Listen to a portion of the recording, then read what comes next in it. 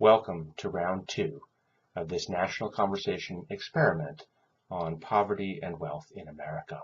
I'm Ben Roberts, your host for this engagement on behalf of the Conversation Collaborative, which is working in partnership with the National Dialogue Network. In round 2, we are considering the following question. How might an exploration of the relationship between race, poverty, and wealth in America help us to examine our own beliefs, understand those of others, and discover new possibilities together? I'll talk in a minute about why we're focusing on race in this round, but first let me say a little bit about our process in general. We're proceeding in a series of rounds, so we've had round 1 already. We started in the beginning of September. Round 2 will be running through October 15th, and then round 3 will run from the 16th through the 31st of October. Within each round, we have 1 or more questions that we all consider together, primarily in small groups of 3, 4, or 5 people.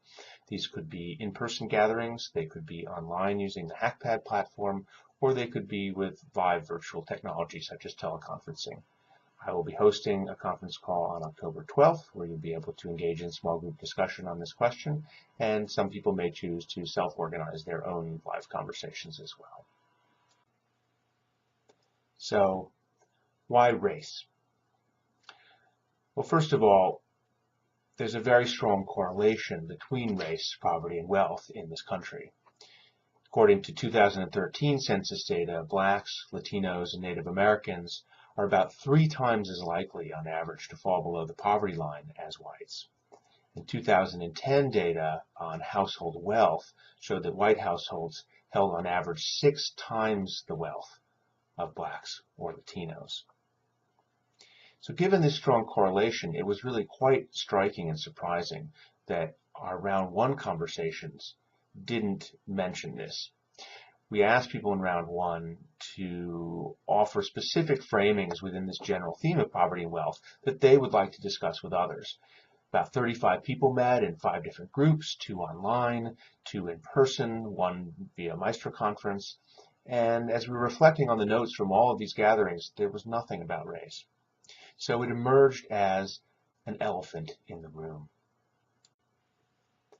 Now, one of the most valuable and powerful things that large group dialogue like this has the potential to offer is the creation of a safe space, a container in which to have difficult conversations, such as one about race, poverty, and wealth. If we all approach this conversation with our hearts open and our minds open, trusting in the best intentions of everyone else who's participating, if we seek to understand our own views and understand those of others, put ourselves in their shoes, not argue or try to persuade, but simply to be curious, that can have powerful effects for all of us, individually, within this group, and potentially for society as a whole.